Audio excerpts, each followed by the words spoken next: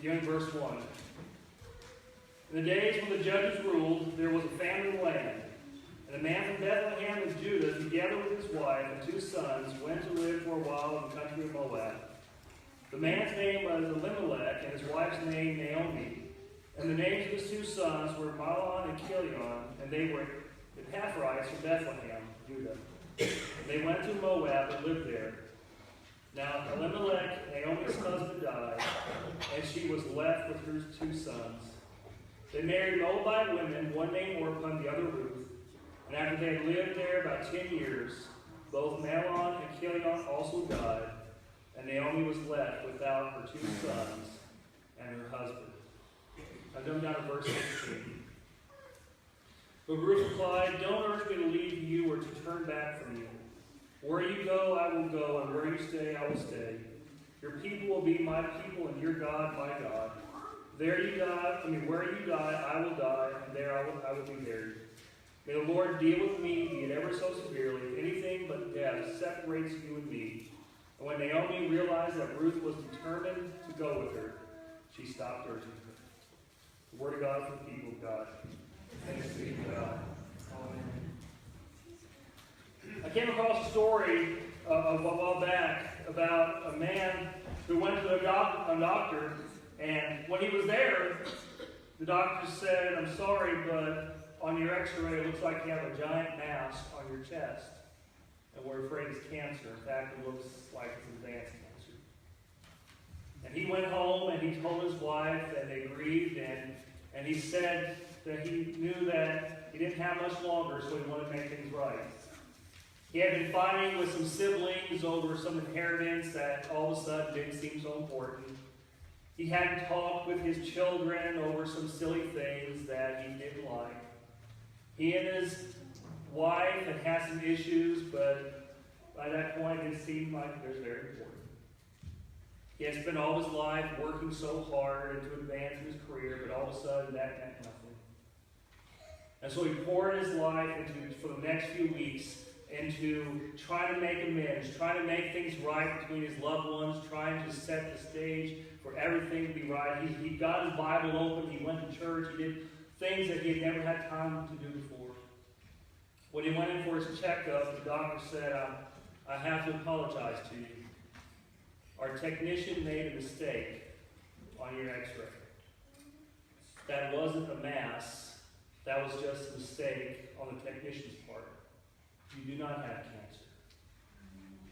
And the man was upset, and he went and told his wife and said, "Can you believe they told me I had cancer? For the past month, I've been living with that fear and all this." She said, "Do you think we should sue him for his mistake?"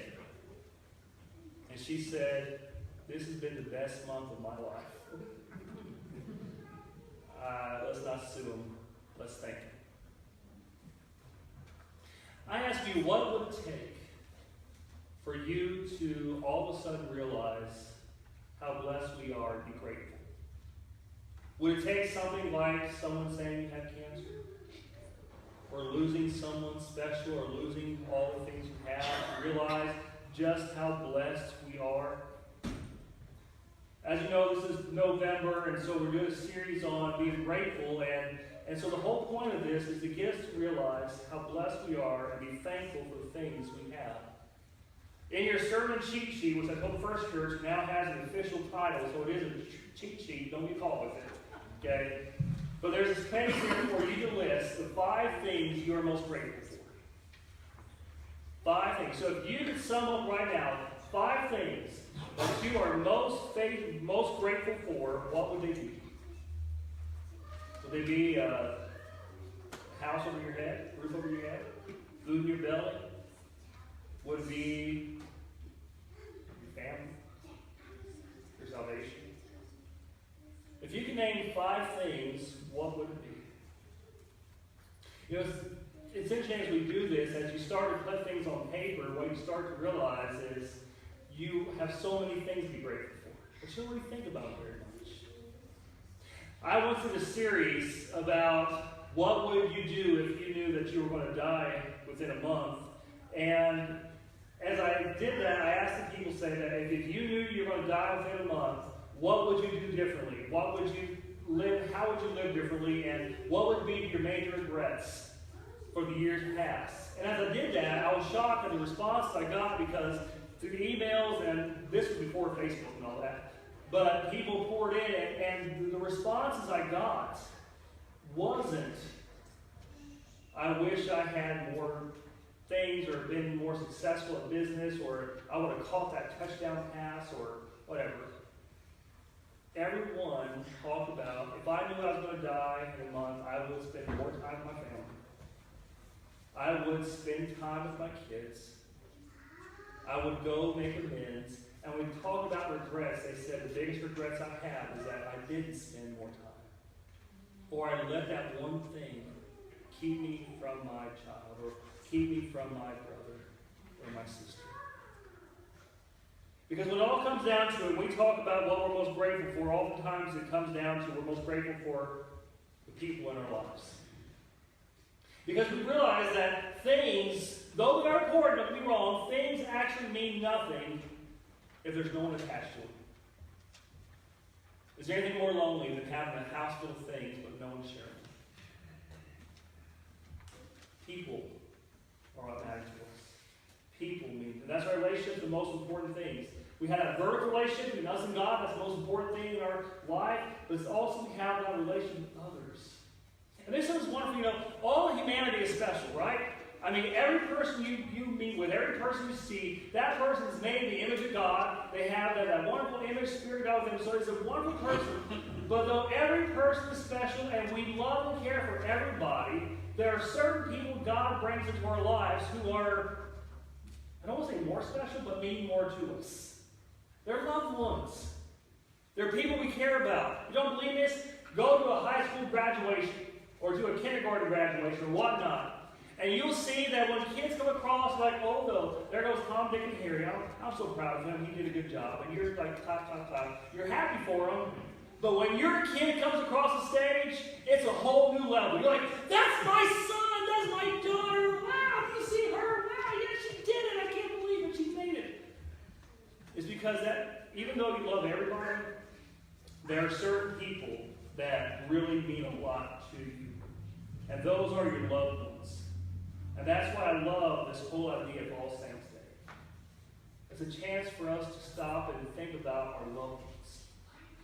Those who mean a lot to us. And so we recognize their role, their contribution, and we remember them. I have on your sermon cheat sheet how Paul would always thank God for certain people. You go through like Colossians, Philippians, all these things. In his first chapter, Paul always says, I thank God for you as I remember in my prayers.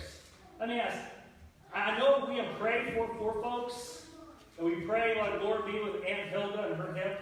We do that. But when's the last time we say, God, thank you for Aunt Hilda? Thank you for bringing her into my life, for the difference he's made to me. When's the last time you went to God and said, thank you for these people in my life?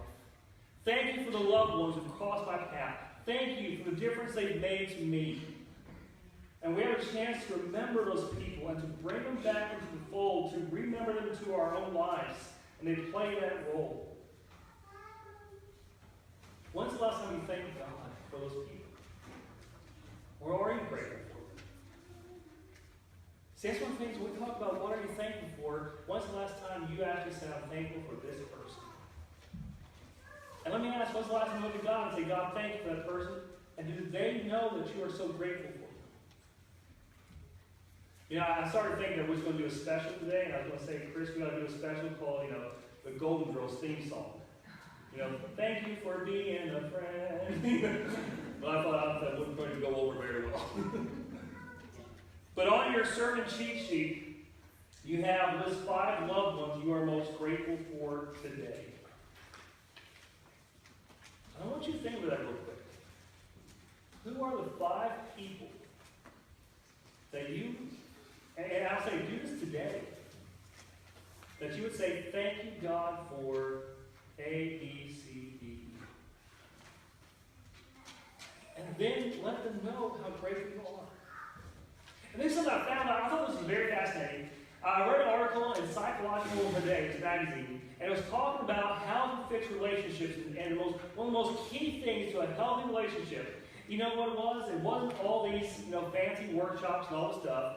The key to a healthy relationship and restoring relationships was one thing: gratitude. And so what these authors did is they did this test for about 5 years, and they went through about 10 or 13 couples, and they asked them to specifically express gratitude towards your spouse, or towards your sibling, or towards your child. And what they found is that it produced what they call a cycle of generosity. And I thought this was so neat. Is that when you start to be grateful for someone and you express that, when you start to say, "Thank you, honey, for taking out the trash," next thing what happens, that person's like, "I really want to give that thank you again. I want to impress this person. I want to work on this." And so next time they not only take out the trash, they clean the dishes. And because they clean the dishes, and so that relationship means more to them, and so they're then saying, "Thank you again."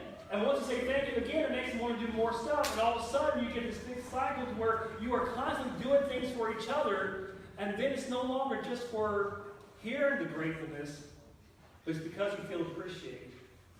And you want to express gratitude for their gratitude towards you. So I want you to imagine that in your life. Now, real quick, I know our time is up. But the reason why I chose that Ruth passage is because I want you to see that these relationships are something that should not be taken for granted.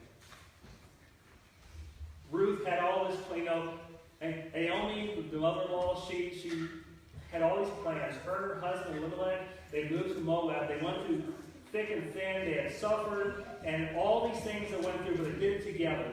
And then just like that, her husband's dead. And just like that, her sons are dead. And that is what sometimes we make these assumptions that we will have the people in our lives forever. But the longer you live, the more you realize that's not true. First of all, we make this assumption of time. That that you grow older, that you get older, and things change for you, but you expect everybody else to be the same. My middle girl, Carrie, turned 18 years old yesterday. 18 years old. I'm not old enough to have an 18-year-old. I'm not old enough to have a 20-year-old daughter. That's not right. But I see her every day, and so I see her as an 18. Yeah, she's gotten bigger. The other night, my wife and I were at Walmart. We met a person that we know there, and we haven't seen this kid since he was like this big. And the daughter since she's like this big. But I saw them start talking, all of a sudden that girl was this big. And I'm like, that's not right. How'd that happen? People get older. People change. People move. But then we also have this thing of death. And that's what hurts today. My friend Ron Barham, I told you all about him. He's one of my mentors. Ron Barham was a great pastor friend of mine. Ron Barham preached for over 40 years. And as you know, as a pastor at this church, we don't have our own house. We live in a parsonage. And so him and his wife dreamed of one day owning their own home. He was retiring at the age of 65. He bought their dream house. It was a little bitty house, half of it underground, half of it on top, circle. It was one of those crazy houses that fit him perfect. But him and his wife, it was their dream. And as a favor to the DS in that district Meridian, Ron took a small church. And as he went there to unpack his boxes, Ron had a heart attack and died. His wife now had his house, their dream house, was all by themselves. It makes me think, are we grateful? Let me ask this. If you have lost loved ones, if you could go back and say one word to them, what would that word be? Or if you could go back and spend one day with that person, what would you do? Now let me ask, do you have loved ones in your life who are still alive? What's your one word for them? And what's your one day with them? And do they know that? See, the whole point of all this is that you just be grateful for those people. And you let them know how grateful you are. There's so much more I want to say about that. Time limits. The big thing here is I want you to see your relationships as a gift from God. Something to be nurtured and not taken for granted. Value, treasure people in your lives. Recognize them as a gift from God. And then be grateful for them. Now I have some things on your sermon cheat sheet. If you have questions about them, come and ask me. One thing I do want to point out, because it does seem kind of funny, the warm fuzzies on each chair. Let me explain that. Okay? This is an idea for how to express gratitude for Thanksgiving Day, and I think it's a great idea. We might try it in our house for Thanksgiving Day. But on Thanksgiving Day, when you have your big family meal, have assigned seats. And everybody gets a warm fuzzy on their chair. It could be like a little piece of paper or something. But everybody else has to go. It's mandatory. You have to go and write something about that person that you're grateful for that person. And you write it on their thing. And at the end of the day, they take that home with them. And so that whole year, they get to look at that and say, haha, wait a minute. I'm 98 years old, and I'm one dead. You can't be grateful for that. No. But it's a way to express gratitude. And I'll close with this. This whole idea of relationships, this whole idea of loving each other and all that, where does that come from? Why can't we all just be the Marlboro man and be isolated and just be out there, of course, in the middle of the wilderness? The reason? Because we are made in the image of God. I want you to hear this as we close. Jesus' prayer for us. Before he went to the cross, right before he died, Jesus said a prayer. And this is what his prayer was. He said this in John chapter 17, verse 20. My prayer is not for them alone. I pray also for those who believe in me through the message, that's us, that all of them may be one, Father, just as you are in me and I am in you. Think about the Father, the Son, and the Holy Spirit, how close the Trinity is. And God says that's what I want for us. He said that they may be just as you are in me and I am in you. May they also be in us, that the world may believe that you have sent me. God wants us to be like him. And as the Father loved the Son, as the Son loved the Father, as the Spirit loved each, he wants us to have that closeness in that relationship. Amen. And that is why we should be grateful for those loved ones.